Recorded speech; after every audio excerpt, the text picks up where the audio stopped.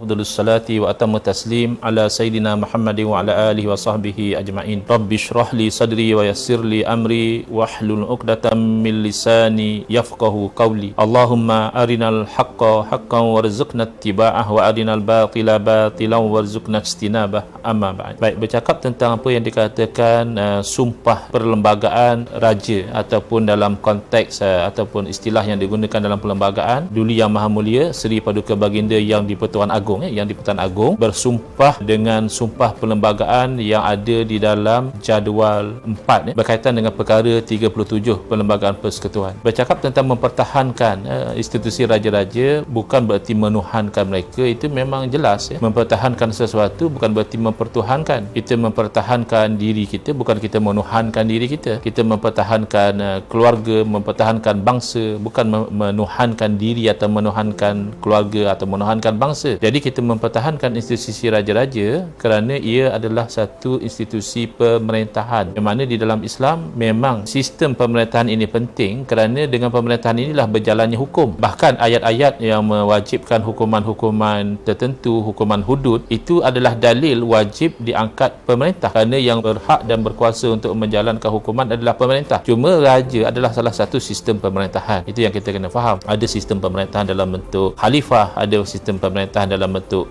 presiden, ada sistem pemerintahan dalam bentuk raja. Yang dipertahankan adalah pemerintahan itu, sama ada dalam atas nama presiden, atas nama raja, atas nama khalifah, dan dipertahankan itu sebenarnya sebagai wasilah, sebagai tujuan, sebagai syariat itu dijalankan. Kalau saya boleh lihat dalam perkara 37 Perlembagaan Persekutuan, sumpah jawatan Yang Pertuan Agong, yang mana Yang Pertuan Agong hendaklah mengangkat sumpah dan bahkan menandatangani sumpah jawatan, iaitu bahagian 1 jadual 4 di hadapan Majlis Raja-Raja dan dihadiri oleh ketua hakim negara. Dan juga ini bukan sumpah yang kita kata sekadar seremonial. Kalau seremonial seolah-olah kita make a mockery of the perlembagaan, mana perlembagaan dokumen undang-undang yang penting dalam negara hanya cerita tentang benda-benda yang seremonial. Actually dia substantif. Bila Yang Pertuan Agong bersumpah dengan nama Allah, wallahi wa billahi wa tallahi, antara lain untuk menjaga pada setiap masa agama Islam. Ini very interesting. Sebab apa? Semua provision dalam perlembagaan di original text adalah English. Perlembagaan kita teks asal adalah bahasa Inggeris. Memang ada versi bahasa Malaysia, tetapi oleh kerana teks asal adalah bahasa Inggeris, maka kalau berlaku percanggahan antara teks bahasa Inggeris dan teks bahasa Malaysia, maka yang bahasa Inggeris akan teks presiden. Kita akan rely pada yang bahasa Inggeris kerana itu yang asal. Melainkan lafaz sumpah Yang Pertuan Agong di original is in bahasa, dalam bahasa Melayu, diterjemahkan ke dalam bahasa Inggeris. Jadi memang betul-betul itu satu sumpah yang dalam perlembagaan pun originalnya dalam bahasa Melayu untuk menjaga pada setiap masa agama Islam. Dan sebab itulah saya selalu katakan kita jangan terlampau sentimen dalam menilai sesuatu realiti. Banyak orang bercakap tentang ini perlembagaan Lord Reid, ini perlembagaan sekular, ini perlembagaan kafir. Padahal kalau kita lihat perlembagaan yang ada di Malaysia ini, it is impossible to be a secular constitution. Sebab sekular adalah memisahkan agama daripada kehidupan awam. Agama tidak boleh ada di public space. Takkanlah satu perlembagaan yang sekular cerita tentang agama negara. Perkara 31 Perlembagaan Persekutuan, Islam is the religion of the federation. Islam adalah agama bagi persekutuan. Sebab itu ketika kita masih berfungsi sebagai Institut Kajian Strategi Islam Malaysia, itu antara isu yang selalu kita highlight even kepada politicians. Jangan guna istilah Islam agama rasmi. Pertama, memang tidak ada perkataan official religion dalam Perlembagaan Persekutuan. The religion. Apa beza dia? Berbeza. Kalau official religion, as if negara kita ada banyak agama, tetapi dalam banyak-banyak agama negara kita yang rasmi adalah agama Islam. That is not the case, and that's never the case. Reality adalah satu-satunya agama negara kita adalah agama Islam. That's why agama lain tak pernah disebut dalam perlembagaan, hanya disebut agama-agama lain boleh diamalkan in peace and harmony. Okey, mana Islam pun, dalam konsep Islam pun tidak kita memaksa orang agama lain untuk masuk dalam Islam atau mengamalkan ajaran Islam. Jadi itu masih tally lagi. Jadi apabila Islam sebagai agama negara, then it makes sense bahawa ketua tertinggi negara bersumpah untuk menjaga Islam pada setiap masa. Dan oleh kerana Yang Yang Teragung sebagai ketua negara, sumpah baginda mengikat setiap organ kerajaan. Bermakna legislature kena buat sesuatu ataupun refrain from doing, tidak membuat sesuatu yang menjejaskan Islam. Dia kena buat sesuatu yang mempertahankan Islam, kerana they are Khabar, bound Prof. by sumpah Yang Teragung. Alhamdulillah. Demikian juga judiciary, tahkiman juga Alhamdulillah, kena itulah menafsirkan undang-undang online. secara yang Kemarin saya tidak jumpa menjejaskan Presiden kedudukan Islam, because they are also berjasa. bound by the sumpah Yang Teragung. Demikian Dato' juga apa? di eksekutif, Rahmat. menteri-menteri Rahmat. tidak sepatutnya bertindak dengan cara yang Ada menjejaskan event Islam. lah, Cuma dalam konteks perlembagaan kita sekarang, of course lah, Dia perlembagaan kuasa ni kita punya susunan rehearse. manusia pasti tidak lepas daripada kekurangan. Cuma saya highlightnya Dia pakar, sampai kan? nak kata ini Dia perlembagaan dulu waktu- sekular, ini perlembagaan kafir. Kalau kita ikut perlembagaan, maka kita ni mendewakan undang-undang kafir. Tidak sampai ke tahap itu, kerana masih ada yang selari dengan Islam. Bila menjaga Islam, dia sebenarnya selari dengan al-maqsadul awal min maqasidis syariah. The first objective daripada maqasid syariah kan hifzuddin, menjaga agama. Jadi cantik. Dan kalau kita lihat dalam Reid Commission itu, bukan semuanya orang kafir. Masih ada ahli commission, misalnya Hakim Abdul Hamid daripada Pakistan, orang Islam, yang dia banyak memberi cadangan supaya dimasukkan misalnya Islam, agama persekutuan, kerana itu memang reality. They ask them to take into account the reality dalam negara kita. Memang agama Islam telah dikuatkuasakan semenjak daripada zaman Kesultanan Melaka lagi, atau mungkin much earlier.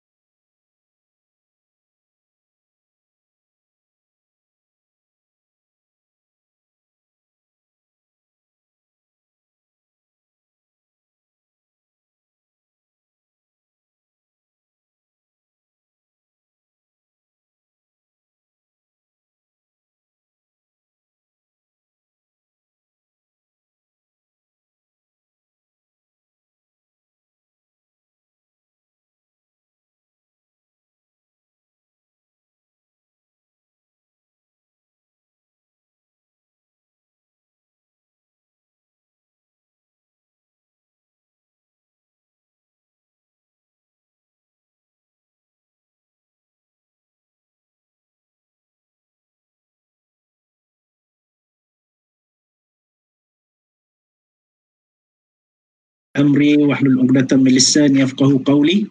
Subhanaka la ilma lana illa ma 'allamtana innaka antal alimul hakim. Yang saya hormati pertama jemputan kita pada malam ini, Profesor Madya Dr. Rafidah Hani Mokhtar, dan daripada USIM, dan juga yang tidak asing lagi, Dato' Dr. Wan Ahmad Fauzi Wan Husin daripada Universiti Malaysia Pahang. Jadi Assalamualaikum warahmatullahi wabarakatuh. Alhamdulillah, kita bertemu pada malam ini di atas anjuran daripada Mampir, iaitu sebuah platform yang dinamakan Muasalah Agamawan dan Aktivis Memperkasa Institusi Raja-Raja. Jadi ia adalah sebuah gabungan pertemuan antara agama dan aktivis untuk membincangkan isu-isu kenegaraan, isu-isu keagamaan dan isu-isu aktivisme di dalam Malaysia ini. Jadi pada malam ini kita akan membincangkan satu topik yang penting yang selalu disebut, iaitu hak asasi dan implikasi darurat. Jadi topik hak asasi ini memang banyaklah disentuh dan setengahnya mempunyai falsafah-falsafah yang mungkin tak semua rakyat Malaysia memahaminya. Jadi pada malam ini kita bertuah kerana kita mendatangkan seorang aktivis dalam hak asasi manusia, iaitu Profesor Madya Rafidah Hani Mokhtar. Dan isu yang disentuh yang kedua ialah isu darurat yang masih lagi hangat diperkatakan pada hari ini, dan untuk itu kita mendatangkan pakar jurisprudens watan, iaitu Dato' Dr. Wan Ahmad Fauzi bin Wan Husin. Jadi sebelum kita memulakan sesi kita pada malam ini, Assalamualaikum Prof. Rafidah. Alhamdulillah. Dan Assalamualaikum Dato' Dr. Wan. Waalaikumsalam warahmatullahi. Okay. Terima kasih. Selamat datang ke program Pol Bicara di bawah platform Mampir ini. Jadi sebelum kita mulakan, mungkin elok kita memperkenalkanlah kita punya speaker pada malam ini. Yang pertama, kita menyentuh speaker kita yang pertama, iaitu Profesor Madya Dr. Rafidah Hani Mokhtar. Beliau adalah seorang pensyarah dalam bidang fisiologi di Universiti Sains Islam Malaysia dan lulus sebagai Doktor Perubatan dari Universiti Kebangsaan Malaysia pada tahun 97, dan seterusnya melanjutkan PhD beliau dalam bidang fisiologi dari Universiti Islam Antarabangsa Malaysia pada tahun 2000. Sekarang ini Prof. Madya Rafidah bertugas sebagai pengarah Pusat Libat Sama Masyarakat dan Hubungan Industri Universiti Sains Islam Malaysia. Dan dalam bidang aktivisme hak asasi manusia, Dr. Rafidah menamakan kursus semakan berkala sejagat Universal Periodic Review UPR yang diadakan di Geneva, Switzerland, yang dianjurkan oleh Geneva International Center for Justice bagi mendapat maklumat dan input berkenaan dengan proses-proses UPR dan hak asasi Malaysia. Jadi beliau juga merupakan panel rujukan bagi bahagian pembangunan kesihatan keluarga Kementerian Kesihatan Malaysia dalam rangka garis panduan pengandalian masalah kesihatan gender di klinik kesihatan dan organisasi bukan kerajaan. Jadi Prof. Rafidah ni tak asing dijemput sebagai panelis untuk program-program TV, analis TV, Al-Hijrah, Belia, NTV7, MHI dan sebagainya. Dan sekarang ini Dr. Rafidah juga aktif dalam NGO Wanita Kekeluargaan dan menjadi Presiden International Women's Alliance for Family Institution and Quality Education WAFIC, dan juga sebagai Naib Presiden iMedic. Dan Dr. Rafidah juga adalah pengurusi bersama Maksa. Telah berkahwin dengan Profesor Dr. Azizi Ayub dan dianugerahkan 6 orang cahaya mata. Jadi itu dia panjang biodata Dr. Rafidah ni. Jadi panelis kita yang kedua tidak lain dan tidak bukan ialah Dr. Wan Ahmad Fauzi bin Husin. Beliau merupakan seorang graduan undang-undang dan melanjutkan praktis dalam bidang legal profession daripada tahun 1996, dan beliau menamatkan sarjana beliau dan kedoktoran beliau dalam bidang kedaulatan watan, iaitu bidang kepakaran beliau sekarang ini. Beliau pernah menjadi sekretariat Majlis Diraja Majlis Diraja Terengganu. Jadi pada malam ini kita akan membincangkan tentang hak asasi manusia dan implikasi darurat. Okey. Jadi untuk sesi malam ini kita mungkin akan bersiaran sekitar 40 minit ke sejam Prof dan Doktor. Jadi kita akan mengupas beberapa isu dan saya akan melontarkan persoalan untuk dikupas oleh panelis kita pada malam ini. Jadi boleh kita mulakan, Doktor? InsyaAllah. Okey. Saya akan mulakan dengan memberi latar belakang sebab saya akan menyentuh tentang maksa. Maksa ni agak namanya biasa didengar tapi mungkin publik tidak berapa mendalami fungsinya dalam masyarakat kita. Jadi saya nak beri peluang kepada Profesor Madya, Dr. Rafidah untuk memperkenalkan latar belakang maksa dan agenda yang diperjuangkannya ke dalam masyarakat Malaysia pada hari ini. Boleh saya jemput Profesor Rafidah untuk take the stage. Dipersilakan. Ya, bismillahirrahmanirrahim. The ladies first ya. Ladies first. Terima kasih Saudara Farid Hassan pengenalan tentang saya yang cukup mesra saya rasa kepada rakan panelis Dr. Wan Ahmad Fauzi, kepada para pendengar. Assalamualaikum warahmatullahi taala wabarakatuh. Jadi saya sebenarnya setuju dengan apa yang Saudara Farid katakan tadi bahawa nama maksa ni masih lagi agak asing, terutama bagi khalayak yang berbahasa Melayu, kerana kita dapati debat ataupun polemik hak asasi ni selalunya dia tak seimbang, dia banyak dalam portal-portal berbahasa Inggeris. Tapi kalau maknanya khalayak yang membaca berita dalam bahasa Inggeris, mereka mungkin lebih mengenali maksa dan kadang-kadang tulisan kita yang tidak sangat bersetuju dengan naratif hak asasi yang biasa mereka dengar. Ya, dan itu sebenarnya adalah satu orang kata cabaran pada maksa untuk menyampaikan kepada khalayak lebih luas daripada orang-orang Melayu terutamanya. Ya. Jadi sebelum tu maksa ni adalah gabungan NGO Islam yang terlibat dalam merangka ataupun meneliti proses semakan berkala sejagat. Kerana saya masih ingat lagi, saya sendiri bukanlah latar belakang undang-undang. Jadi orang perubatan tiba-tiba nak kena baca international law kan. Undang-undang dalam negeri pun kita tercungak-cungak nak faham. Tiba-tiba diminta untuk lihat dalam isu ni, terutamanya wanita.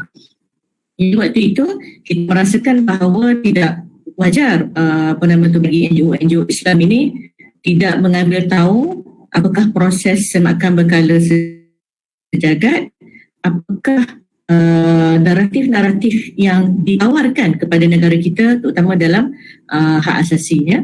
Dan Tok Wan pun ada dalam proses pembentukan maksa waktu itulah. Masih lagi kita ada beberapa pertemuan dan kita membincangkan daripada sudut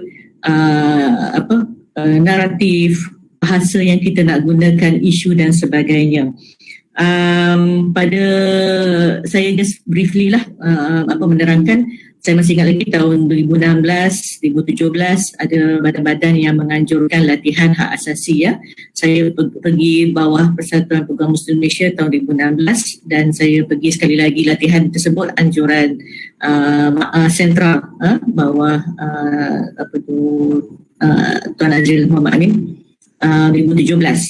Bila kita balik daripada latihan tersebut, kita bersetuju untuk menggagaskan gabungan NGO Islam bagi terlibat dalam proses secara langsung, meneliti apakah cabaran, apakah bahaya naratif, apa yang kita boleh manfaat daripada instrumen UPR ini.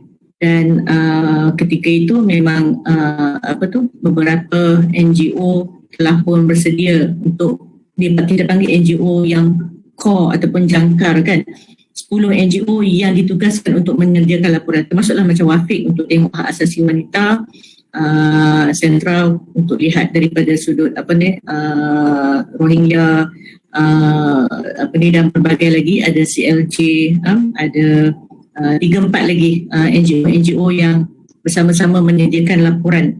Dan kita ada 46 NGO waktu itu. Dan antara aktiviti maksa yang mula-mula sekali buat adalah latihan.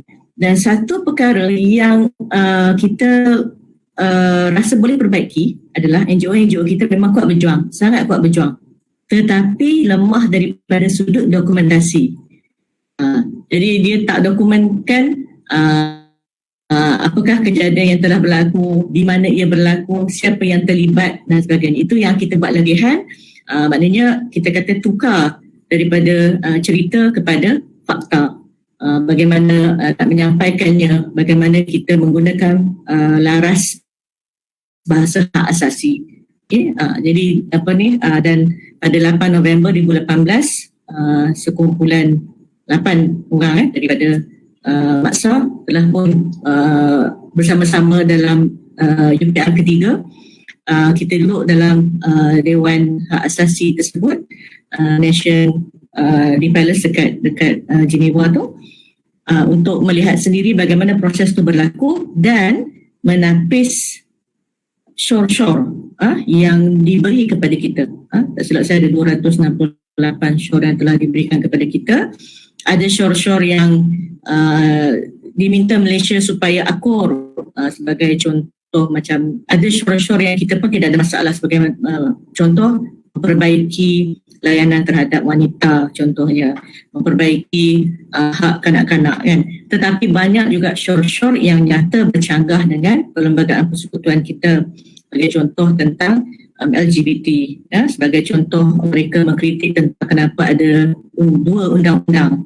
Jadi mereka mengatakan bahawa syariah law tak sepatutnya ada dalam negara, dan hanya semua warga negara sepatutnya hanya ada satu undang-undang dan sebagainya. Jadi ini peranan maksa lah setakat ini. Okey, terima kasih Prof. Itu pengenalan tentang maksa. Jadi soalan kedua ni saya masih lagi nak berkisar kepada peranan maksa dalam memperjuangkan hak asasi. Tadi Prof ada sebut tentang proses UPR dan maksa itu sebagai platform NGO Islam untuk menapis isu-isu. Jadi boleh tak Prof terangkan situasi hak asasi manusia di Malaysia ni sekarang ini apa isu-isu yang mendesak yang perlukan perhatian umum masyarakat umum, khususnya umat Islam, dan mungkin nanti Prof tolong sentuh sikit proses UPR ni. Sebab kalau to be honest, kita dengar proses UPR ni dulu di banyak konotasi negatif lah, banyak isu-isu yang berkait dengan benda-benda yang tak selari dengan nilai-nilai kita. Jadi itu sahaja yang kita dengar berita over and over again. Jadi ada perbezaankah atau ada pembaharuan atau penambahan? How does it work? Banyak-banyak NGO yang bawa ideologi ni, maksa bawa begini. Macam mana proses tu berjalan dan pada hujungnya apa implikasinya kepada negara? Okay, silakan Prof. Kan berkala sejarah ni, dia untuk setiap negara setiap 5 tahun kita akan dinilai. Jadi macam hari itu bila tahun 2018 kita dah pergi di mana banyak laporan-laporan tentang hak asasi diajukan. Laporan tu ada 3 lah. Satu daripada working group human rights di Geneva itself. Satu oleh kita punya badan hak asasi di Malaysia iaitu Suhakam, dan satu lagi oleh stakeholders NGO kita lah. Saya rasa waktu 2018 tu ada 40 lebih rasanya NGO dalam Malaysia dan luar Malaysia yang komen pasal Malaysia. So itu ya. Jadi laporan-laporan yang NGO terima ni, working group tadi, maknanya ada komiti di UPR tu, dia yang compile dan tengok dan sebagainya lah. Isu dia adalah bila kita telah melalui proses tu, rekomendasi dan shore tu diberikan kepada Malaysia, dia jadi homework. Sepanjang 5 tahun ni, kerajaan akan diminta untuk memastikan shore itu dipatuhi untuk the next UPR 2022 gitu. So dalam tempoh 5 tahun itulah Malaysia, saya ingat Kementerian Luar yang menjadi tonggak utama waktu itu akan melihat short ini, dan dia sort of delegate lah, maknanya yang mana yang Kementerian Wanita jawab, yang mana Kementerian dalam negeri, Kementerian Dalam Negeri yang jawab gitu. So short ini akan diminta supaya kerajaan lihat. Jadi waktu itu memang kerajaan pun telah melihat short itu dan ada yang diterima, ada yang tidak. Kita NGO dipanggil untuk memberi pendapat tentang short tersebut dan maksa bawa dan intervention notes. Kita bagi tahu short yang mana yang kita pun bersetujukan kerajaan bahawa ia boleh diterima, short yang mana yang kita tak setuju. Dan yang mana yang kita tak setuju ni kadang-kadang akan berlagalah dengan NGO yang dianggotai oleh Panggung. Sebagai contoh, isu LGBT. Memang banyaklah negara-negara barat yang mengesyorkan agar Malaysia buang undang-undang syariah berkenaan dengan hukuman terhadap LGBT, ya. Dan kritik tentang layanan kita terhadap LGBT termasuklah aktiviti mukhayyam ataupun aktiviti agama yang membimbing, ya. Ini satu naratif yang memang maksa yang bawa bahawa mereka yang terjebak ada isu dalam menyebabkan mereka memilih jalan ini sepatutnya diberi hak untuk beragama, diberi ruang bimbingan untuk agama, kerana di sebelah barat sana mereka sudah mula mengatakan bahawa mukhayyam kelas agama Quran ini adalah keganasan yang ditajuk oleh kerajaan, ya. Benda-benda macam ni yang maksa tengok. The terms tu kadang-kadang dia dah introduce in such a way menyebabkan orang di luar sana rasa macam betul, state sponsored violence, aktiviti mukhayyam kelas Quran apa semua tu dianggap sebagai satu bentuk keganasan yang ditajuk oleh kerajaan melalui JAKIM, Jabatan Agama dan sebagainya. Sejauh ini yang kita memang tolak, ya. Dan saya sebagai doktor perubatan memang saya bawa bukti-bukti perubatan lah yang mengatakan bahawa negara-negara seperti Singapura, kita yang ada undang-undang mengenai liwat, contohnya homosexuality, Singapura ada 377 kan, kita ada 2 set, 377 dan syariah law. Peratusan HIV daripada golongan homoseksual adalah kurang berbanding dengan negara-negara yang tak ada undang-undang ni, sebagai contoh Thailand. So kita guna segala fakta ni untuk membawa satu naratif hak asasi yang sebenarnya lebih, saya rasa lebih sesuai untuk saya berpendapat bahawa bila asasi kita ni dibentuk oleh satu platform sekularisme yang berpandangan bahawa adanya agama itu adalah anathema ataupun berlawanan dengan prinsip hak asasi, kita tak bersetujulah, ya, sebab kita rasa bahawa Islam itu sebenarnya prinsip dia sesuai untuk semua agama.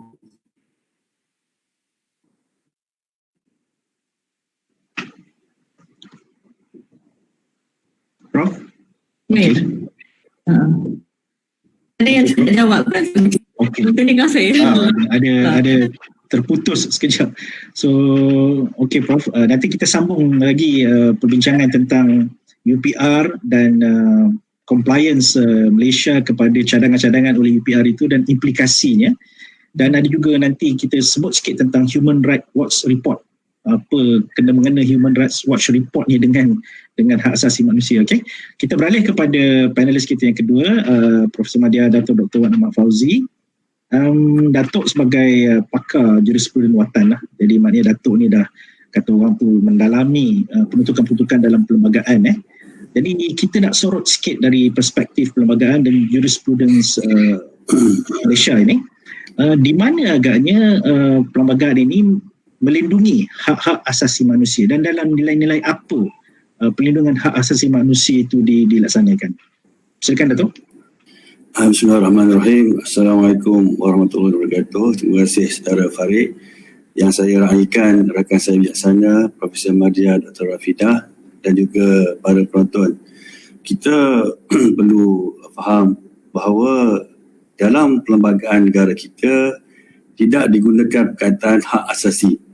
apa yang ada dalam perlembagaan kita adalah personal liberties, fundamental liberties, iaitu kebebasan asasi.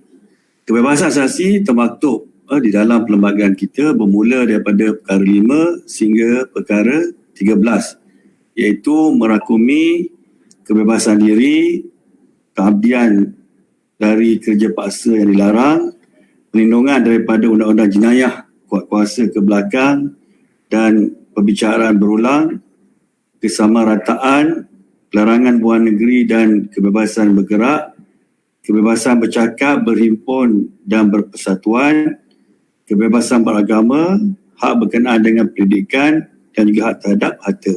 Ini tajuk kepada perkara-perkara yang ada di dalam perlembagaan persekutuan yang berkaitan dengan kebebasan asasi. Jadi kita kena faham, apabila kita menggunakan perkataan hak asasi yang tiada dalam peruntukan perlembagaan, tetapi kita tak boleh menafikan bahawa hak itu ada dalam perlembagaan. Cuba istilahnya tidak dikatakan, tidak dinamakan hak asasi. Maksudnya, hak asasi yang ada di bawah perlembagaan kita ini adalah apa yang dijamin, yang termaktub di bawah kebebasan asasi. Apa-apa yang ditakrifkan, yang dibenarkan di bawah perlembagaan kita daripada perkara 5 hingga perkara 13 dan juga peruntukan undang-undang lain yang menyatakan sedemikian. Oleh demikian, kita tidak boleh menerima takrifan hak asasi seperti mana difaham di barat. Kita tak boleh mengambil pentakrifan di luar daripada kerangka perlembagaan kita.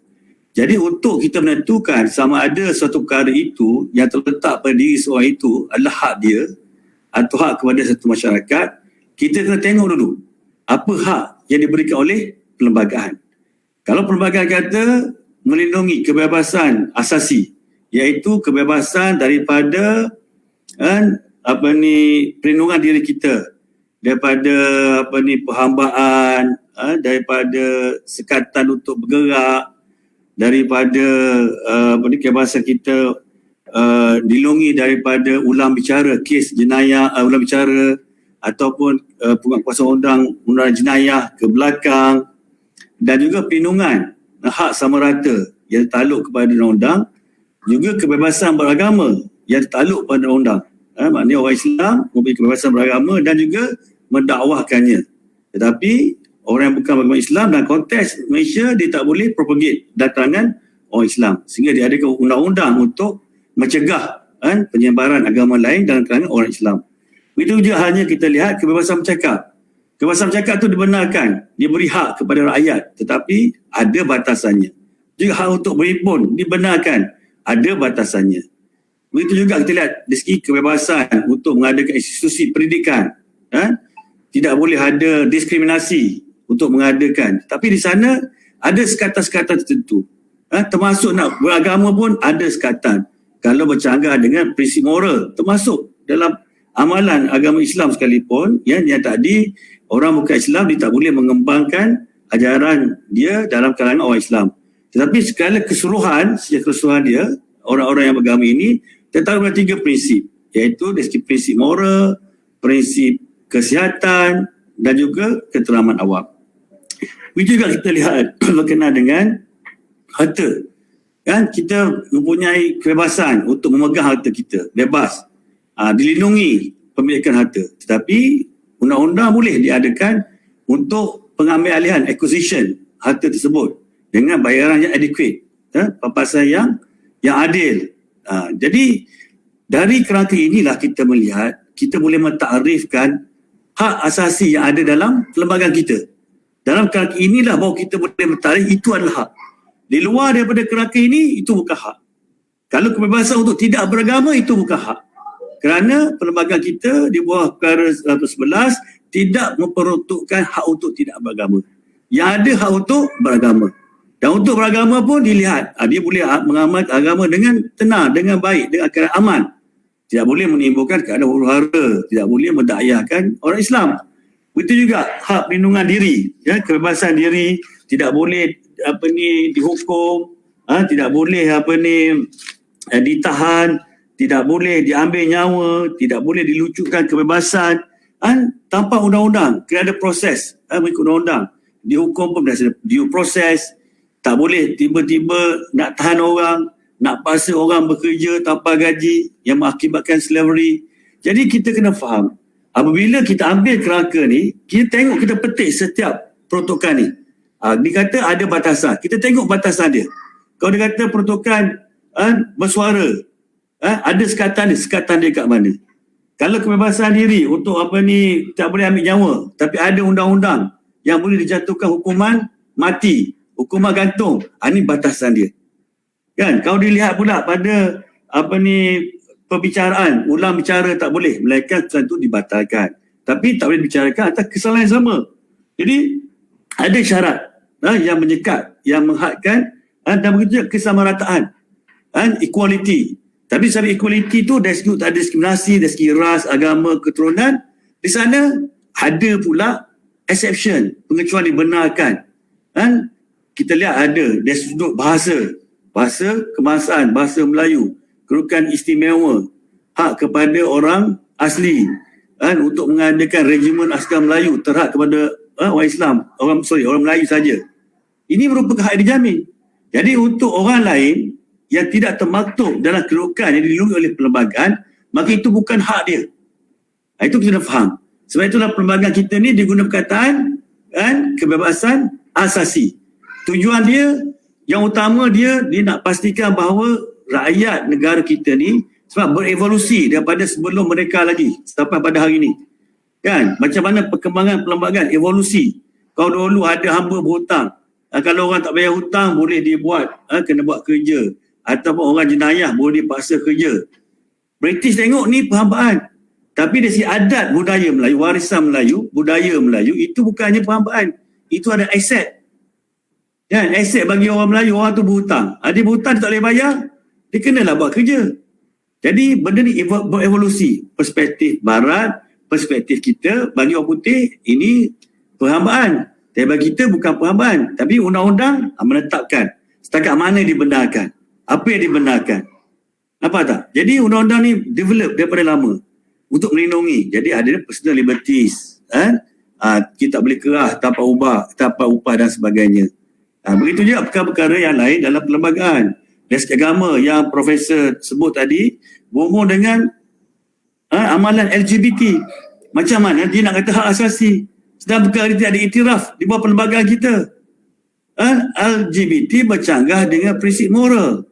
LGBT bukan bercanggah dengan kerangka negara kita, bahkan bercanggah dengan kerangka sekularisme. Kalau kita lihat kerangka sekularisme, walaupun dia memisahkan agama dari sudut amalan seharian dari segi politik, dia memelihara personal law, dia iktiraf personal law ni. Dan dia berasaskan pada apa? Kepada positivism. Segala perkara hendaklah dibuktikan secara saintifik. Kalau saintifik kata benda ni bahaya, benda ni tak selamat, tak boleh buat. LGBT menghala kepada kemusnahan, menghala mudarat kepada orang. Jadi macam mana dia nak iktiraf sebagai hak? Dari sudut pemikiran sekularisme pun, yang mengasaskan kehidupan tanpa beragama, menerima bahawa LGBT ini satu perkara yang bercanggah dengan tabi'i, dengan natural. Dengan nature. Jadi macam mana hari ini kononnya berpaksikan pada humanism, kepada kemanusiaan. Mereka membenarkan amalan yang bukan kemanusiaan. Jadi kita kena lihat, perlembagaan kita menjamin bukan hak asasi di dalam kerangka barat, tetapi kita mempunyai satu takrifan jelas hak asasi yang berpandukan kepada perlembagaan dalam kerangka perlembagaan kita.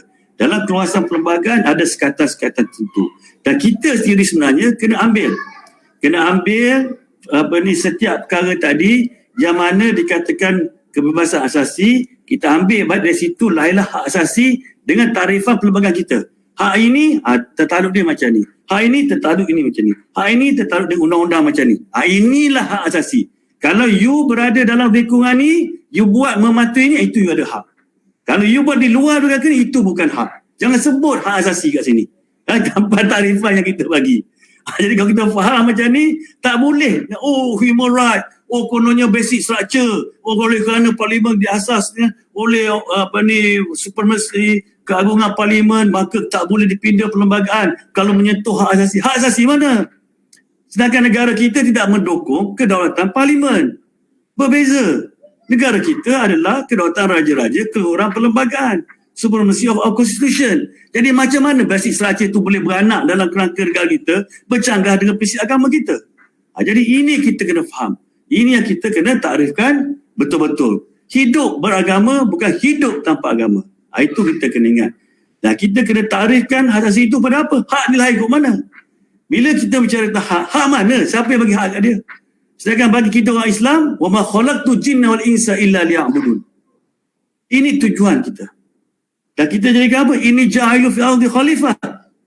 Ini matlamat kita. Dan prinsip khalifah itu amru bil ma'ruf wa nahyi anil munkar. Jadi bagi agama ini, bagi orang kita lihat agama lain yang beragama pun dia ada kitab dia. Dan kitab dia pun tak membenarkan perbuatan-perbuatan sumbang. Kita kena ada konteks hak asasi yang diterah dalam kerangka agama. Mana agama sekalipun, kalau dia cakap asasi, mana agama dia kata? Dia tak boleh ambil hak asasi di luar kerangka agama. Kerana hak yang diterah di bawah perlembagaan kita adalah hak untuk beragama. Jadi takrifan apa pun, hak asasi mana pun, takrifan dari sudut agama. Bukan tafsiran di luar daripada kerangka agama dan hendaklah dibaca bersama-sama dengan peruntukan perlembagaan negara kita. Itu perlindungan yang diberi oleh perlembagaan. Kalau lain itu, perlembagaan kita tak lindung. So itu bukan hak. Tapi menjadi satu kesalahan pula, kita kena ingat kesalahan. Bukannya tak hak lagi, satu kesalahan. Macam mana kita nak mendahulu hak? Kita hidup 2-3 orang, kita ikut hak kita je. Macam COVID. Kalau ikut aku tak nak pakai mask, aku nak ikut hak asasi aku. Kenapa orang nak sekat? Tapi adakah dia tak sedar bahawa bila kerana semata-mata hak dia, dia akan menceroboh hak orang untuk hidup dengan selamat? Jadi kita kena faham dalam konteks hak asasi bukan bermaksud suatu dakwaan, satu tuntutan yang boleh dibuat semata-mata kerana kesukaan kita berpasikap pada humanism atau segala macam doktrin. Dan juga kata orang timbulnya kepercayaan baru, tapi mesti berasaskan kepada keluhuran perlembagaan itu. Kan? Apa dalam konteks negara, dia beza antara negara dengan negara-negara lain. Dalam negara kita, saya ulangi, kita tak menerima amalan hak yang di luar daripada kerangka agama. Kerana hak yang dijamin oleh perlembagaan kebebasan beragama. Itu kita kena ingat. Okey, Datuk. Okey, jelas Datuk dengan penuh bersemangat menjelaskan apakah takrifan hak fundamental liberties, hak asasi untuk rakyat Malaysia ini di bawah kerangka perlembagaan yang ada dan apa nilai-nilai yang dipegang di bawah perlembagaan.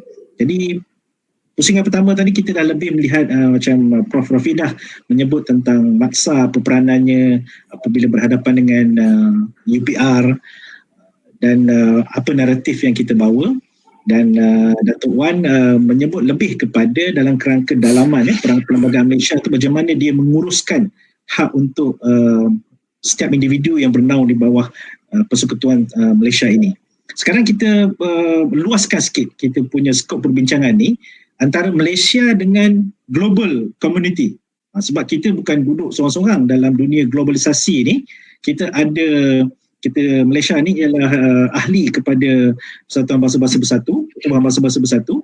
Jadi ada tertakluk kepada nilai-nilai yang diimposkan kepada Malaysia. Jadi ini saya nak lontarkan kepada Profesor Madya Rafidah. Baru-baru ni Prof, ada satu laporan dikeluarkan oleh Human Rights Watch yang secara umum dia memberi gambaran yang sangat negatif lah tentang Malaysia ini. Dia kata situasi hak asasi di Malaysia ni semakin memburuk. Okay?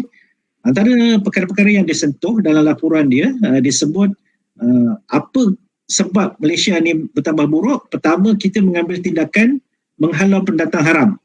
Okay, ini nanti saya nak minta Prof ulaslah sikit sebab bagi kita orang awam ni memang pelik lah sikit. Kita melaksanakan undang-undang immigration tapi dianggap sebagai tidak menghormati hak asasi. Memang agak-agak aneh sikit lah benda ni.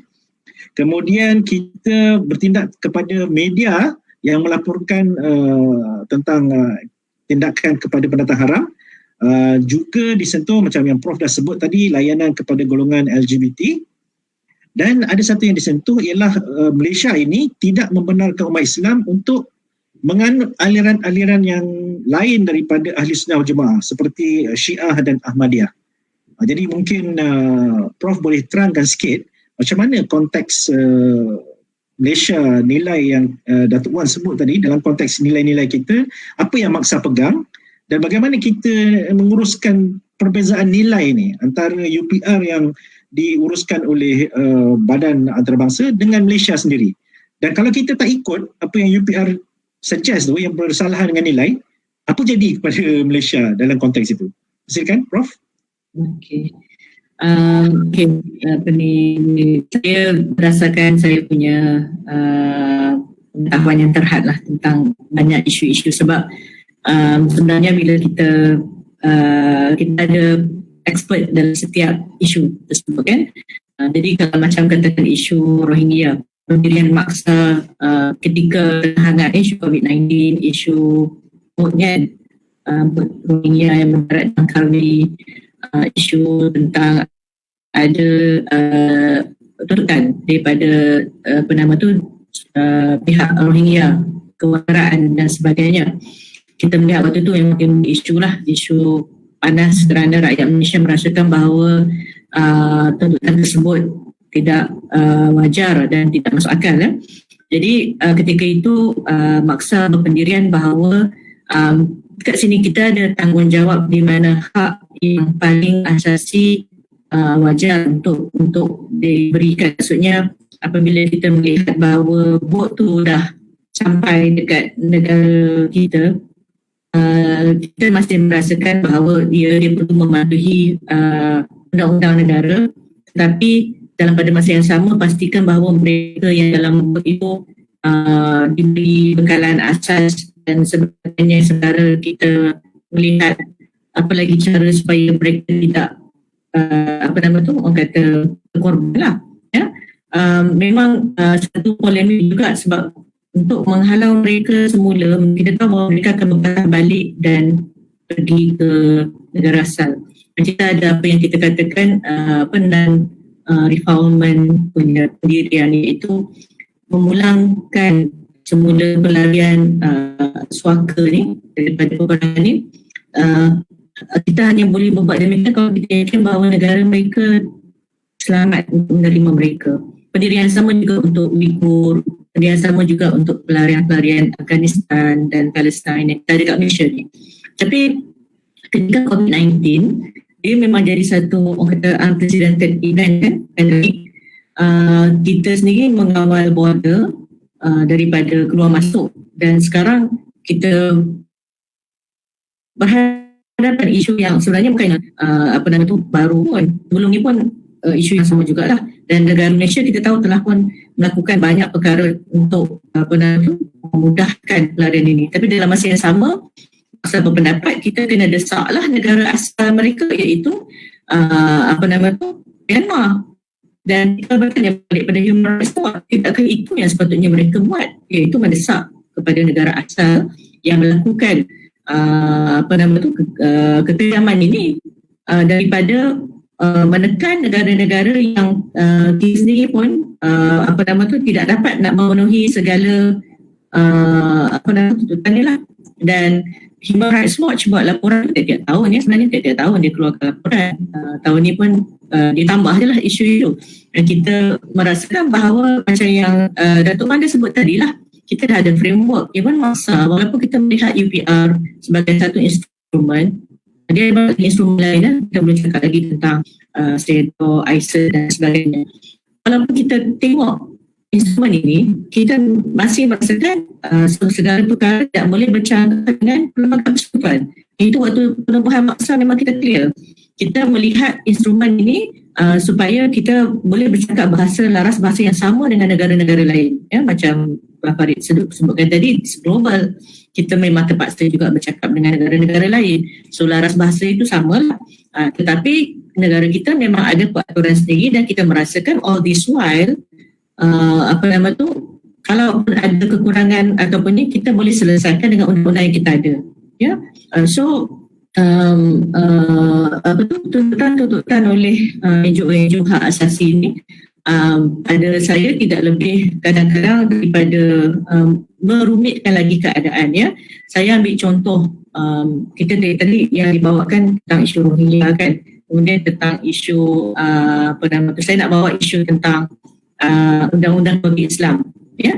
Antara juga yang dipersoalkan mereka adalah kenapa dekat Malaysia ni tak ada undang-undang rogol dalam perkahwinan, marital rape kan. Jadi marital rape ditakdirkan sebagai isteri tak bagi konsen atau persetujuan dalam perkahwinan apabila melakukan hubungan kelamin.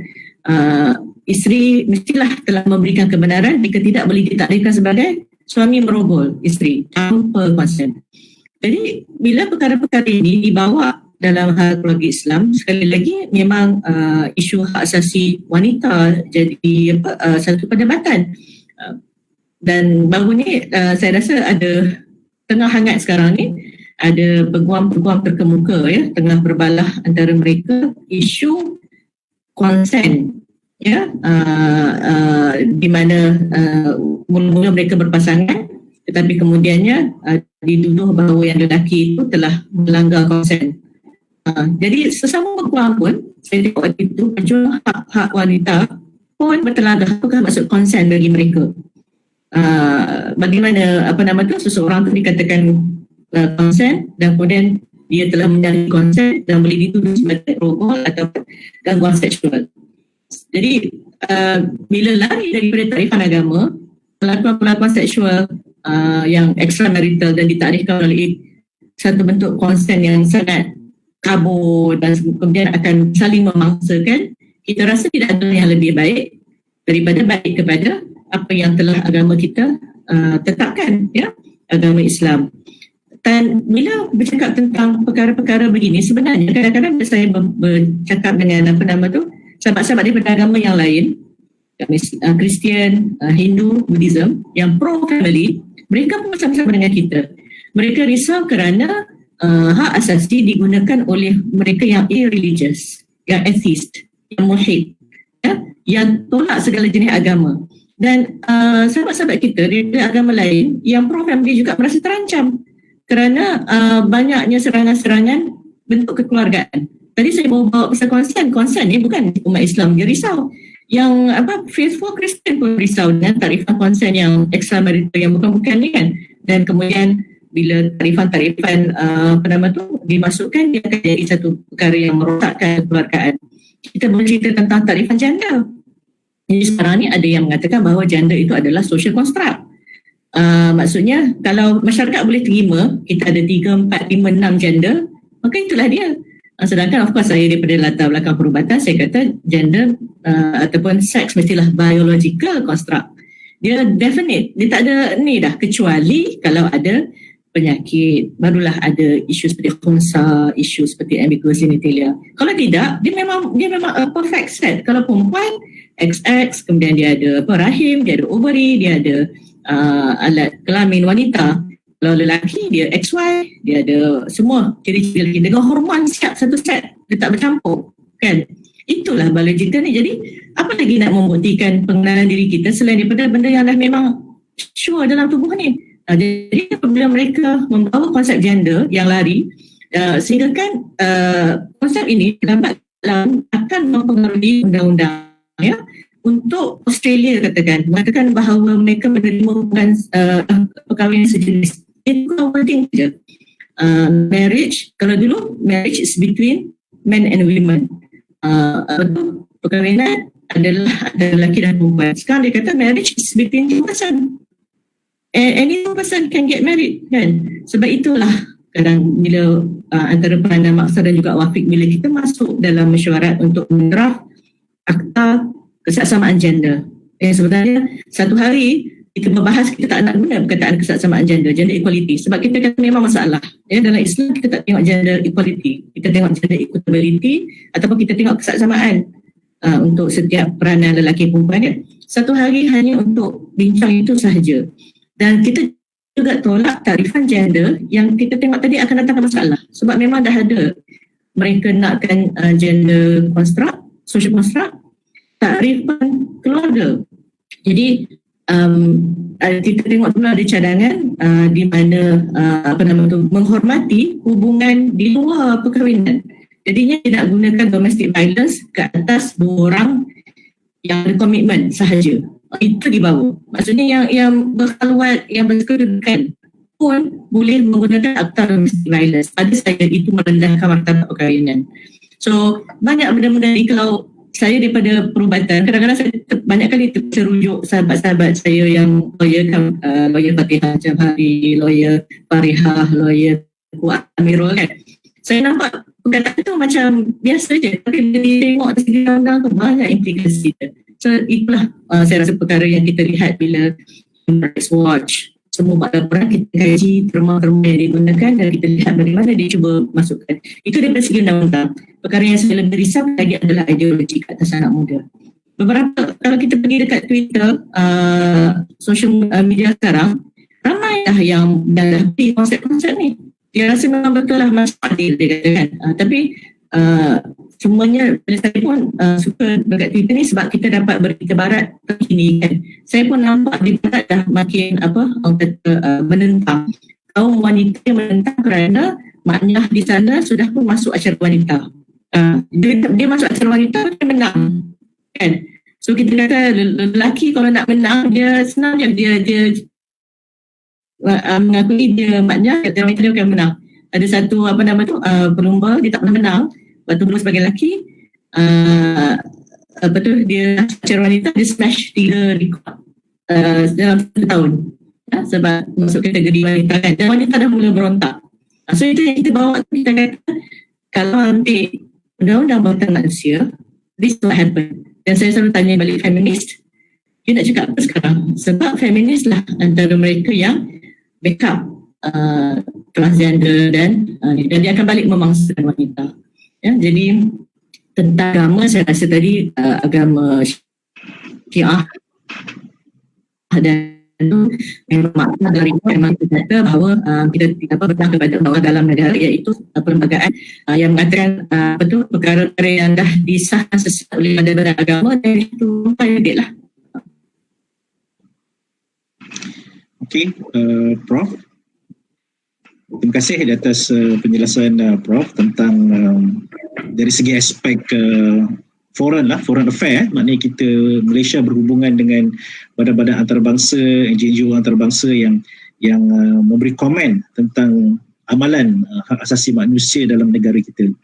Saya akan ajukan soalan yang sama kepada Dato' Dr. Wan Ahmad Fauzi dalam konteks ini. Cuma saya mungkin kita lihat sikit sebab benda-benda yang ideologi yang dibawa daripada luar ni seperti boleh berkahwin tanpa mengira lelaki atau perempuan sejenis pun boleh, kemudian rogol dalam antara suami dan isteri. Walaupun dari segi setakat ini saya nampak perundangan kita jelaslah batasan itu dan perkara itu tidaklah di-recognize dalam perundangan kita, tapi saya nampak ada beberapa cabaran lah sudah berlaku di dalam negara kita. Seperti ada kes tentang transgender, ada kes tentang aliran lain daripada Islam Ahmadiyah, contohnya baru-baru ini ada kes yang diputuskan, yang mungkin sedang dibicarakan. Jadi benda tu walaupun kita undang-undang jelas, tapi dia tidak masuk dan menyusup dalam masyarakat Malaysia dalam bentuk saya lihat banyak pada perundangan dan ideologi lah. Jadi mungkin Dato' Wan boleh kupas sedikit daripada konteks perlembagaan, macam mana kita nak menjaga perkara ini, atau Dato' Wan rasa dari segi perundangan mungkin dah jelas tapi ada benda-benda lain yang kita kena lakukan, contohnya kawalan media, kawalan internet, contoh macam mana kita nak lihat benda ni, sebab dia ancaman tu datang menyusup ke dalam masyarakat Malaysia bukan secara direct tapi mungkin secara indirect. Silakan Dato'. Dato' boleh onkan voice dulu Dato'? Dia bergantung pada penguatkuasaan. Walaupun kita ada undang-undang, yang kedua kita perlukan penguatkuasaan. Yang ketiga dari sudut pengadilan di mahkamah kan. Yang kita bimbang pada hari ini ada cubaan untuk masukkan kononnya doktrin basic structure dalam perlembagaan negara kita, sehingga meletakkan ada unsur-unsur lain, unsur-unsur luar yang boleh mengatasi perlembagaan. Sedangkan perkara itu dah bercanggah dengan ketinggian perlembagaan kita. Yang kedua, unsur yang dibangkitkan itu juga bukannya unsur watan kita, unsur di luar. Sedangkan pembinaan, kalau kita cakap dari segi basic structure, mestilah berpaksi pada prinsip kedaulatan. Mana-mana undang-undang dibuat, bila kita bercakap rule of law, kedaulatan undang-undang itu, pastinya dia akan fokuskan kepada prinsip kedaulatan. Itulah yang mengukur sama undang-undang itu sah ataupun tidak. Jadi pada hari ini kita berharap mahkamah kita dapat meneliti kes-kes basic structure ni dengan penuh berhati-hati, dengan melihat kepada watan, kepada prinsip kedaulatan. Bukan semata-mata kita mengambil kes yang luar, kes di India, kes negara Commonwealth. Sedangkan watan kita berbeza. Sedangkan kita ada pemakaian Section 3, penerimaan common law dan juga rules of equity yang tertakluk kepada 3 aspek. Nombor 1, jika sekiranya tiada undang-undang bertulis. Yang kedua, takluk kepada local inhabitants. Yang ketiga, takluk kepada local circumstances. Pemakaian dengan modification yang renders necessary. Jadi benda-benda ini perlu dilihat, tidak boleh kita terpengaruh dengan hujan-hujahan yang dibawa oleh golongan yang cuba menyuntik dalam kerangka perlembagaan unsur-unsur yang bertangan dengan perlembagaan kita sendiri. Menjadi kewajipan kepada hakim-hakim, menjadi kewajipan kepada ahli parlimen, penguatkuasa undang-undang, mesti mendukung prinsip kedaulatan negara kita. Itulah pentingnya prinsip kedaulatan raja-raja yang paksi pada mereka berposisi sebagai khalifah, pemegang amanah. Jadi lihat ada sumpah jawatan baginda dan akidah baginda dan undang-undang yang sudah ada di tanah Melayu ni, dan itu yang pakai bagi seluruh Malaysia. Jadi inilah yang perlu diambil perhatian jika sekiranya kita ingin memastikan bahawa undang-undang yang sedia hari ini dapat dikuatkuasakan dengan betul, dengan telus, dengan jujur. Dan perkara ini perlu, mahkamah tidak boleh menimbangkan jika perkara ini tidak dibangkitkan oleh para peguam kita. Peguam kita sedang bina kerangka watan dalam perujahan mereka, dalam pemikiran mereka, dalam jurisprudens mereka. Mereka kena melihat aspek perundangan mengikut bahan-bahan, mengikut dokumen-dokumen rujukan yang ada. Bukan mengambil pemikiran luar. Sedangkan kita ada undang-undang bertulis sebelum Hari Merdeka. Sebab itulah dikatakan jika sekiranya undang-undang diluluskan selepas Hari Merdeka bercanggah dengan perlembagaan persekutuan, setakat mana ia bercanggah adalah terbatal. Dalam keadaan yang sama, perlembagaan kita dalam perkara 162 menerima existing law. Dan kalau kita baca apa itu written law, undang bertulis, adalah termasuk undang-undang persekutuan dan juga perlembagaan persekutuan dan perlembagaan negeri. Dan apakah itu perlembagaan negeri? Apakah itu undang-undang sedia ada? Jadi perkara ini hendak dilihat pada pengamal undang-undang kepada pihak berkuasa dan pihak yang menguatkuasakan undang-undang. Barulah perkara ini kita akan dapat jaga. Masyarakat bermain peranan. Dia pengaruh, jangan kita rasa gelak, kita rasa kelakar, kita biarkan. Kadang-kadang bukan senang jugalah, tapi apa nak buat? Cobaan itu kata cobaan. Kena berani bercakap, amar ma'ruf nahi munkar. Kena katalah macam mana pun. Sebab kalau berlaku bala ni, Allah Ta'ala dah tunjuk dah masalah kepada kita. Apa berlaku pada kaum-kaum yang terdahulu. Apabila kaum itu membiarkan amalan-amalan yang terkutuk, yang dilaknat oleh Allah Subhanahu Wa Ta'ala. Akibatnya apa? Jadi, kita golongan rakyat, golongan alim ulama, golongan, semua setiap golongan, mesti berusaha mendakwah dengan cara hikmah supaya bila berlaku turun, kita nak mengelak supaya bala tak turun. Kalau turun bala, semua kita rasa. Dan kita tengok dah, apa yang berlaku di kaum yang dulu ni bukannya sebarangan. Orang yang melakukan perbuatan-perbuatan, gejala-gejala yang disebut oleh Profesor Dr. Rafidah tadi, Allah Ta'ala dia tak bagi VIP treatment. Kan, PIV treatment. Jangan main. Jadi kita hati-hatilah. Ya? Itu kita kena ingat. Semua main peranan. Semua kena main peranan. Dan kena mewujudkan, kerajaan mesti mewujudkan sebuah kerajaan bertanggungjawab hendaklah melahirkan masyarakat beragama. Itu kerajaan bertanggungjawab. Kita ada undang-undang daurat dia. Gunakan undang-undang buat. Kan? Beri pandangan, beri cadangan kepada si Pertuan Agong supaya kita dapat menggunakan daurat ini untuk bawa balik masyarakat kita kepada perhayatan beragama. Jika kita dapat buat itu, insya-Allah. Kita lihat macam mana Tuan Agong kita begitu berani untuk menetapkan, untuk menegakkan keteraman awam, keselamatan, kehidupan ekonomi, kan? Berani berhadapan dengan cabaran, dengan persepsi orang. Jadi kerajaan hari ini seharusnya menggunakan ruang yang ada untuk menguatkuasakan undang-undang bagi pengukuhan akidah, undang-undang bagi menguatkuasakan. Kan, kalau dulu kita kata tak boleh buat, ada golongan yang tak suka, ada golongan yang tak setuju. Sekarang kita ada kuasa dah. Kuasa daurat yang diperkenankan.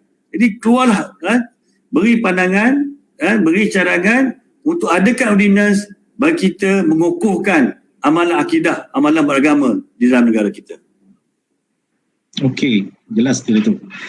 Jadi saya simpulkan Datuk sebut tadi ada beberapa pihak yang amat penting lah untuk kita menangani isu hak asasi manusia di Malaysia ni dalam konteks kedaulatan watan kita sendiri. Yang pertama Datuk menyebut tentang penguatkuasaan. Ini maknanya di pihak kerajaan lah. Maknanya nak menguatkuasakan tu yang betul jadikan betul, yang salah jadikan salah. Maknanya yang salah tu kita kena ambil tindakan yang sewajarnya. Kemudian dari segi kehakiman, harus menghukum menggunakan kerangka watan itu sendiri, bukan mengambil nilai-nilai daripada luar yang bakal mengkucar-kacirkan tafsiran yang mungkin tidak selari dengan nilai kita di sini. Kemudian Datuk juga menyebut pengamal undang-undang. Apabila membawa hujah itu maknanya kena bawa yang sesuai dengan nilai kita yang ada di watan tanah Melayu Malaysia ini, ya.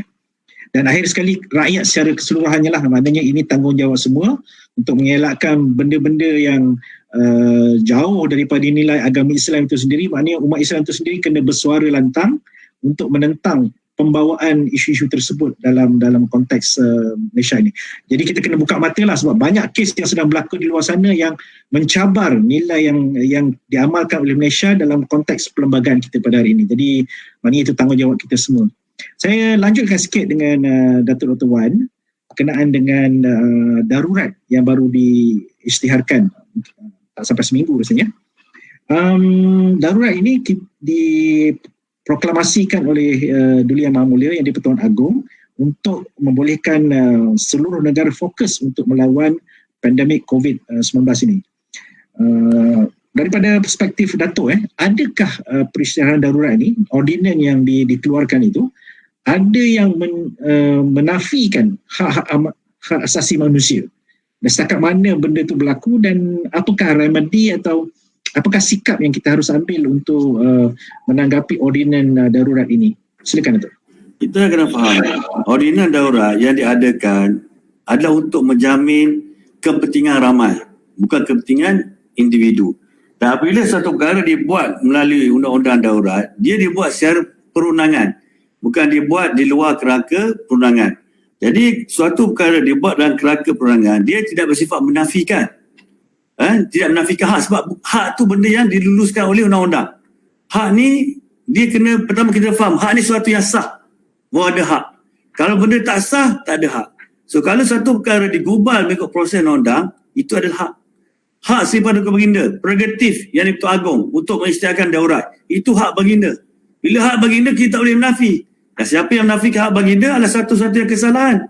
Begitu juga bila dia ada ordinance, kita lihat untuk meletakkan kepentingan majoriti, kepentingan umum lebih tinggi daripada individu. Bagaimana ordinance baru ni membenarkan pengambil alihan harta, tanah, bangunan, sumber manusia, dibenarkan tanpa mengikut proses undang-undang. Dan bagaimana jika sekiranya diberi papasan, suatu jawatankuasa yang menilai suatu papasan itu dikira muktamad, tidak boleh dicabar di undang-undang. Kerana keadaan darurat ini memerlukan satu tindakan segera, satu tindakan bersepadu, suatu tindakan yang meletakkan kepentingan awam lebih tinggi daripada tindakan individu. Dan kalau kita lihat dalam ordinans lagi, banyak perkara-perkara yang kalau kita lihat dari mata kasar yang kita kata ni, dia departure daripada existing provisions of the Constitution.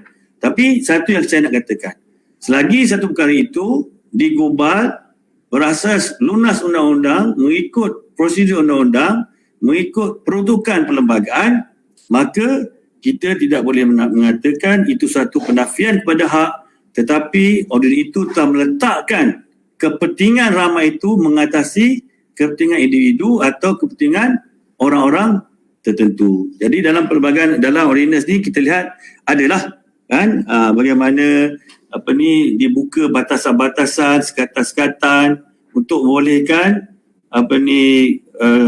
tindakan, kerajaan mengambil tindakan untuk menangani penularan wabak COVID itu. Okey, jelas tadi Datuk menyentuh tentang hak asasi manusia dalam konteks darurat yang sedang dilaksanakan ini. Okey, kita sebenarnya sudah bersiaran hampir 1 jam. Jadi kita bolehlah katakan kita akan masuk ke pusingan yang terakhir, yang mana kita akan memberi peluang kepada panelis kita untuk berkongsi hasrat dari konteks aktivisme mereka dan pemahaman tentang kedaulatan kita. Apakah hasrat yang boleh dinyatakan untuk diambil oleh publik di luar sana berkenaan dengan hak asasi manusia? Saya mulakan dengan Profesor Madya Dr. Rafidah. Boleh Prof kongsikan Prof sendiri dan maksa yang Prof wakili, apakah hasrat Prof tentang amalan hak asasi manusia ini? Bagaimana kita, masyarakat publik, peramal undang-undang harus melihat perkara ini, aktivis-aktivis di luar sana? Sebab ini mungkin sesuatu yang kita belum lagi cernakan dalam seluruh lapisan masyarakat kita. Silakan Prof. Okey. Kalau ikut dalam konteks sejarah UDHR, United Declaration of Human Rights tahun 1948 kan, sebenarnya pada asal-asalnya ia dikemukakan kerana negara-negara dunia baru keluar daripada kancah peperangan dunia kedua kan. Dan ketika itu sebenarnya kenapa kita adopt, kita pun menjadi ahli negara anggota bersatu, kerana kita tak nampak ada pertentangan waktu itu. Memang diskriminasi, tidak ada diskriminasi sebab waktu Perang Dunia Kedua ada banyak perkara-perkara seperti manusia dijadikan uji kaji kan oleh doktor-doktor, tentera bersekutu dan sebagainya, tentera Nazi. Jadi satu banyak pencabulan hak manusia waktu itu. Tetapi lepas daripada itu kita melihat bahawa negara-negara barat mula membawa naratif mereka. Contoh yang paling ni adalah isu, saya selalu ambil isu LGBT itulah. Dalam tahun 2012 macam tu, negara-negara daripada Latin Amerika terutama ya membuat satu orang kata kerja resolusi untuk mula mengiktiraf identiti gender dan juga orientasi seks yang lain daripada ni. Jadi ada homoseksual diiktiraf, dan juga banyak gender lah, transgender.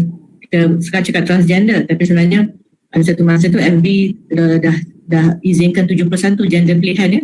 Transgender, trans man, trans woman, binary, bukan lelaki, bukan perempuan, gender fluidity, pagi lelaki, petang perempuan. So many ni yang mereka ni semua kegilaan manusia, saya sebut waktu itu. So mereka menguasai naratif. Jadi kemudian dapati bahawa perlahan benda ni dia jadi kita stock and barrel negara-negara anggota sedangkan benda tu daripada negara yang daripada kita punya nilai ya. Jadi sebab itulah kalau menggabungkan ya apa yang kita tahu masyarakat antarabangsa kita kata berpegang, mereka berpegang kepada bangsa-bangsa bersatu. Maknanya ia adalah satu badan induk ya. Tetapi bila kita bandingkan dengan apa yang kita ada, kadang-kadang kita kena akui bahawa apa kita ada jauh lebih baik. Cuma harapan kita dalam maksa ni lah untuk masih menggunakan laras bahasa hak asasi, tetapi menunjukkan indahnya apa yang Islam ada, indahnya apa yang masyarakat kita. Saya kadang-kadang bila tengok perlembagaan persekutuan, saya memang kita tabik hormat kepada moyang kita, nenek moyang kita yang meletakkan pasal yang sangat jelas sampai sekarang ni orang nak bukan mudah kan. Tetapi itu yang saya hasratkan, maksa untuk bawa kepada anak-anak muda, kita kena bentuk naratif hak asasi agar dunia lain rasai bahawa ini adalah satu ketetapan, satu undang-undang yang lebih stabil. Kalau tengok naratif yang dibawa, kalau tengok report Human Rights Watch, mereka kontradik banyak dalam mereka punya prinsip. konsep-konsep seperti penentu, kita kata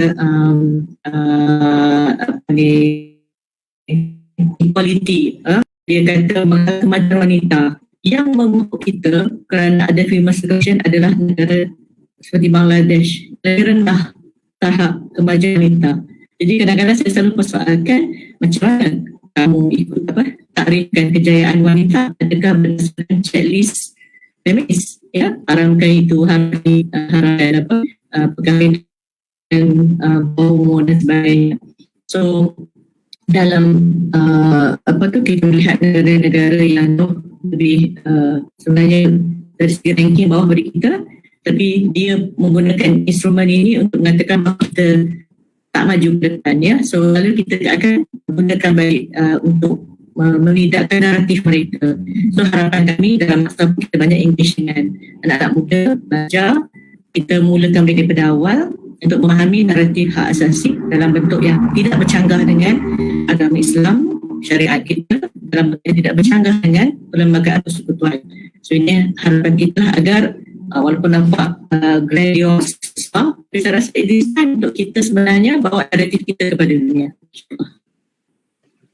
Terima kasih Prof. Saya rasa sangat jelas dan cantik apa yang Prof bawa tu. Saya suka istilah laras bahasa tu. Maknanya Prof tidak memisahkan langsung, maknanya totally reject, tapi dia macam seolah-olah saya nampak mengharmonikan. Dan instead of terus tolak, kita bawa kita punya version pula, naratif kita pula, apa sebenarnya hak asasi dalam konteks Islam yang kita amalkan di Malaysia ini. Jadi itu sesuatu pada saya sangat cantik untuk diperjuangkan lah. Dan saya rasa Prof sebut tadi banyak buat untuk memberi kefahaman kepada anak-anak muda. Cuma saya lontarkan pula kepada Prof, mungkin ini maksa boleh fikirkan. Saya rasa untuk menjadikan pemahaman hak asasi dalam konteks Islam dan nilai kita ni memerlukan resources yang banyak lah. Saya tak tahu maksa ni bagaimana latar belakang kata orang tu sumber dia untuk bawa, tapi saya rasa perlu engagement dengan pihak yang berautoriti. Contohnya JAKIM yang apa kata orang tu menjadi agensi yang mengawal selia pergerakan urusan Islam itu, majlis-majlis agama dan mufti-mufti. Mungkin itu pihak-pihak yang ada resources dan ada akses dan ada kuasa untuk membawa naratif yang baru ini. Dia perlukan satu push yang kuat untuk membawa ini. So itu cadangan kita kepada maksa lah. Okay, seterusnya saya akan Prof. InsyaAllah tak ada dengan Prof Farid komen. Okay, seterusnya saya serahkan kepada Yang Berjaya Datuk Wan. Macam mana pula soalan yang sama jugalah, hasrat Datuk Wan untuk prinsip hak asasi manusia dalam konteks perlembagaan dan perundangan ni. Macam mana kita nak bawa supaya ia diterima naratif kita ni, nilai-nilai yang terkandung dalam Undang-Undang Tubuh Negeri, dalam perlembagaan Malaysia ni ke seluruh pelosok masyarakat Malaysia dalam pelbagai peringkat. Silakan Datuk.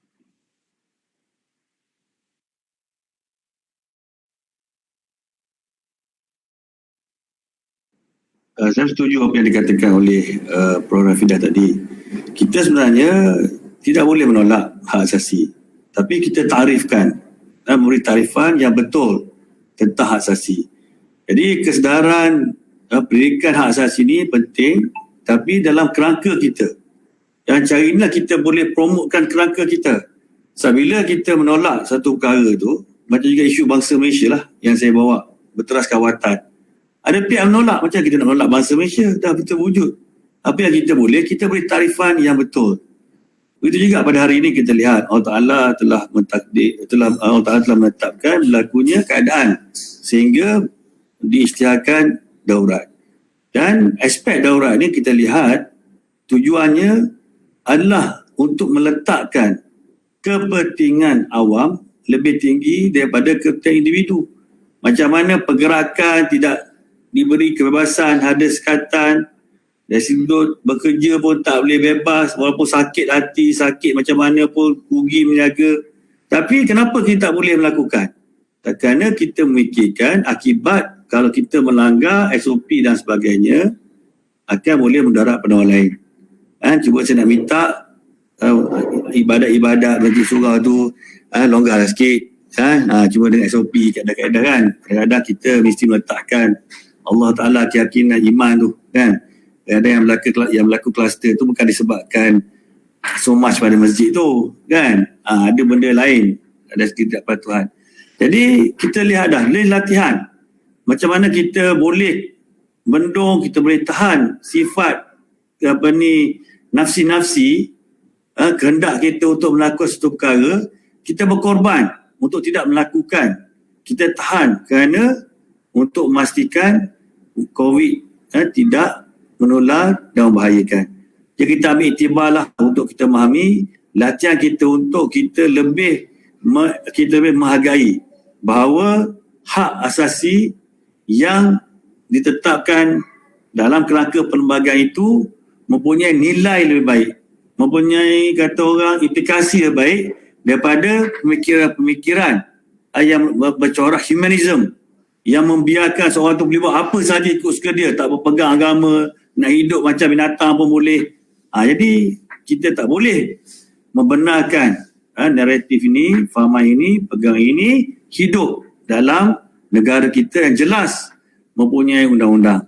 Jadi saya menyeru kepada para penonton yang budiman, sahabat-sahabat kita dari setiap lapisan untuk sama-sama kita menegakkan watan kita. Kerana watan kita lah cita rasa kita, citra kita, jati diri kita, apatah lagi kita pegang kepada ajaran agama kita. Itu sajalah pada pandangan saya. Mudah-mudahan dapat kita berkongsi dan melihat satu perkara dengan lebih objektif dan dengan lebih kata orang syariah compliance. Okey, terima kasih Yang Bahagia Profesor Madya Dato' Dr. Wan Fauzi di atas ulasan beliau, hasrat yang disuarakan. Jadi Alhamdulillah kita dah bersiaran 1 jam lebih pada malam ini membicarakan satu topik yang sangat penting, banyak berlaku di sekitar kita dan perlu lagi pendalaman dan menyingkapi isu tersebut dengan lebih mendalam untuk kita dapat adakan naratif kita yang lebih baik untuk dipertontonkan kepada masyarakat antarabangsa. Jadi bagi pihak Mampir, kami mengucapkan jutaan terima kasih kepada 2 orang panelis kita, Profesor Madya Dr. Rafidah Hanim Mokhtar, Pengarah Pusat Libat Sama Masyarakat dan Hubungan Industri Universiti Sains Islam Malaysia. Terima kasih. Mantan saya dah tak pegang. Oh ya. Itu bio profile lama tu. Okey. Saya bukan lagi pengarah. Okey. Maaf Prof. Tapi jumlah anak sama Prof. Jumlah anak sama. Takkan ada yang bertambah.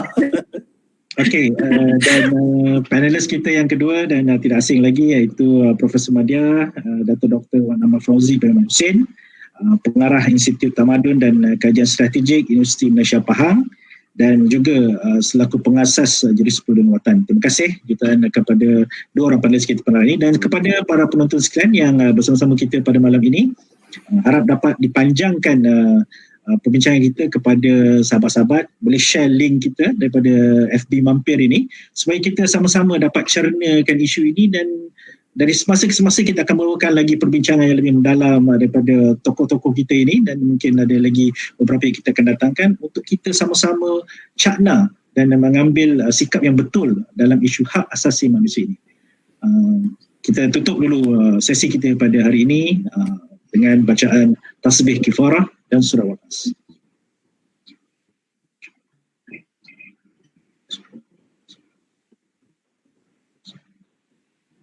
Okey, terima kasih Prof. Rafidah, terima kasih Dato' Dr. Wan. Assalamualaikum warahmatullahi wabarakatuh. Waalaikumsalam warahmatullahi wabarakatuh.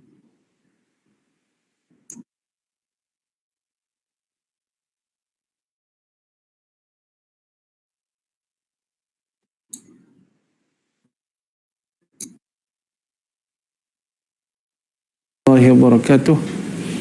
Bismillahirrahmanirrahim. Alhamdulillah wassalatu wassalamu ala sayyidina Rasulillah wa ala alihi wa ashabihi ajma'in.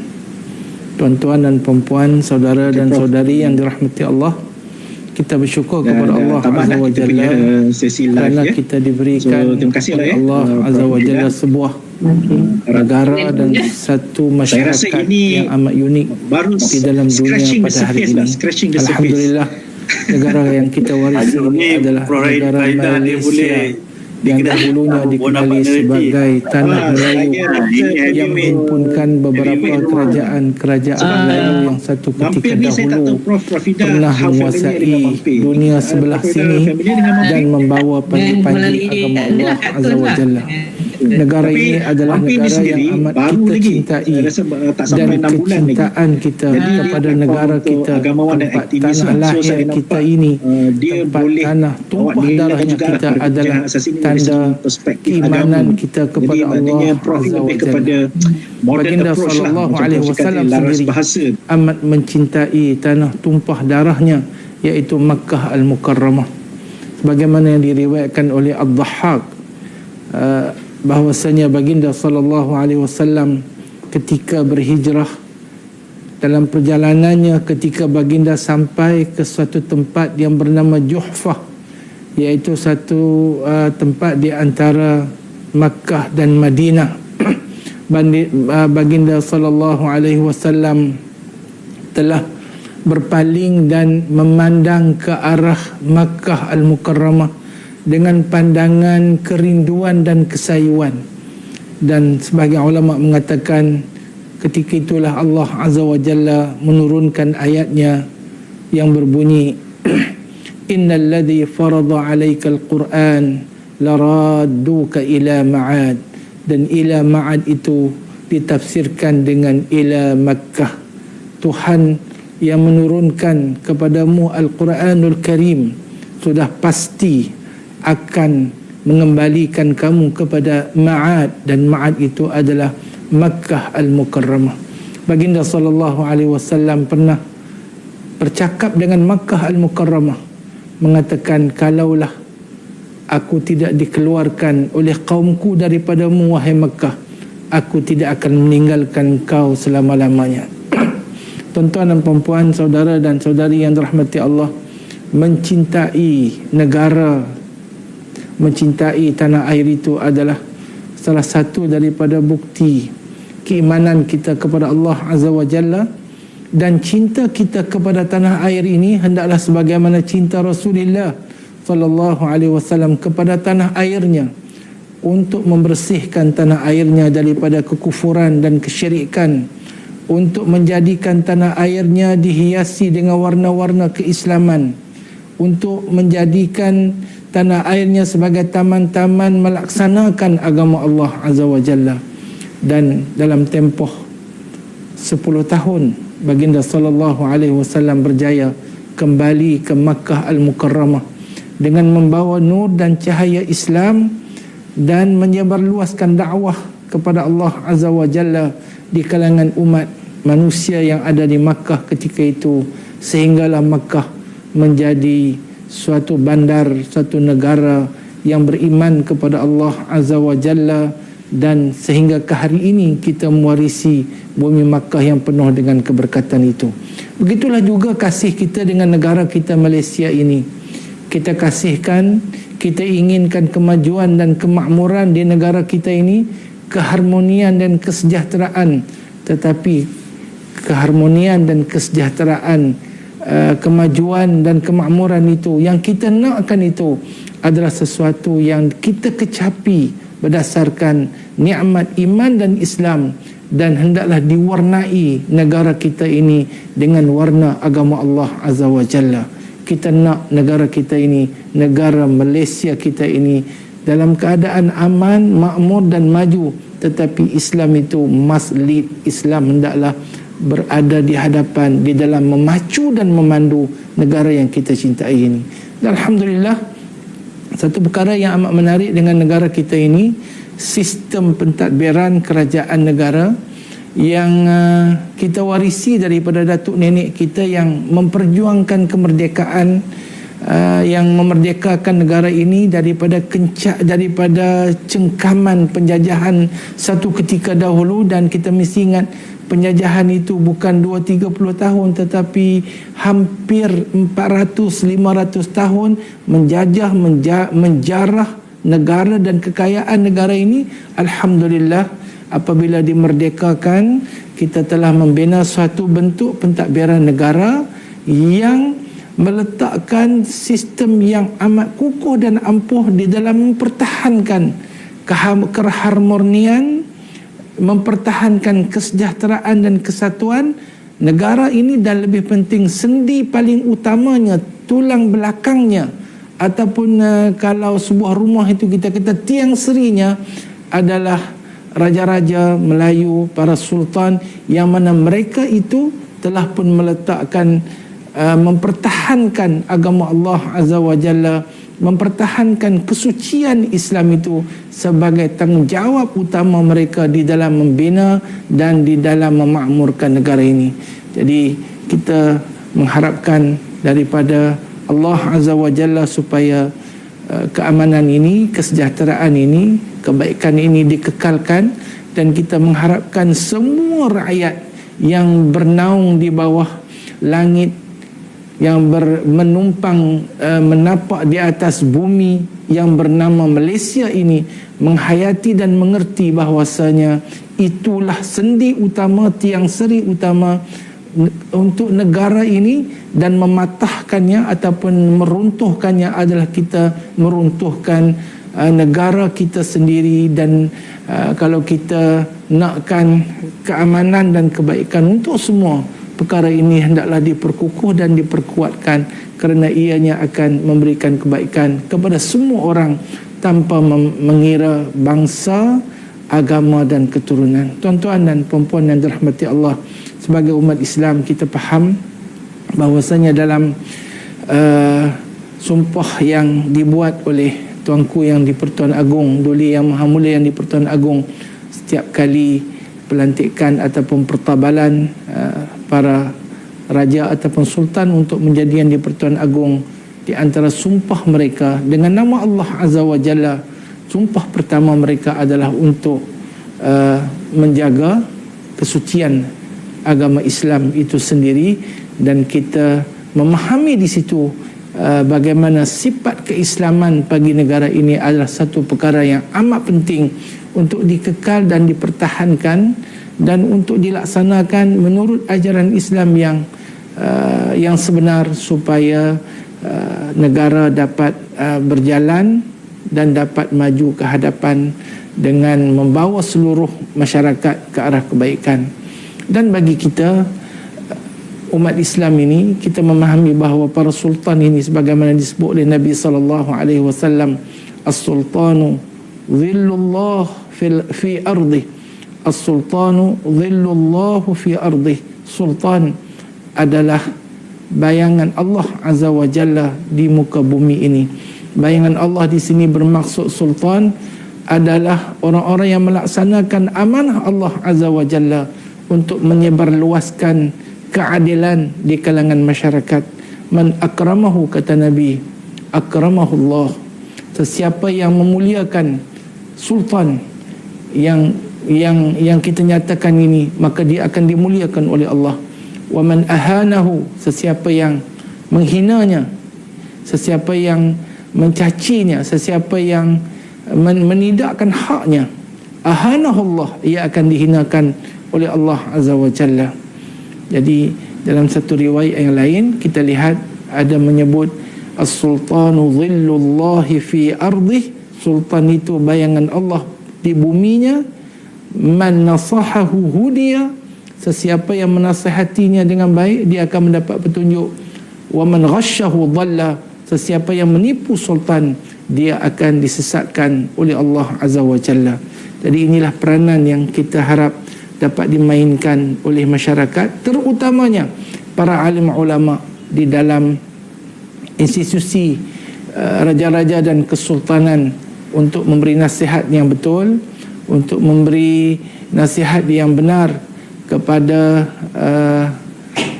zillullah ini di muka bumi ini, supaya dapat kita membina suatu masyarakat yang baik dan sejahtera berteraskan kepada ajaran Islam. Baik itu kita sebut raja kita dengan Duli Yang Maha Mulia. Wallahu alam, bagi pandangan saya yang cetek ilmu ini, duli yang maha mulia itu adalah daripada zillullah fi ardih. Zillun makna bayangan, Melayu tak boleh kata zil, dia kata duli yang maha mulia itu balik kepada Allah Azza wa Jalla. Jadi duli yang maha mulia itu maknanya zillullah jalla jalaluh. Wallahu alam. Moga-moga sedikit perkongsian ini memberi manfaat kepada kita semua. Sekian, wabillahi taufiq wal hidayah. Wassalamualaikum warahmatullahi wabarakatuh.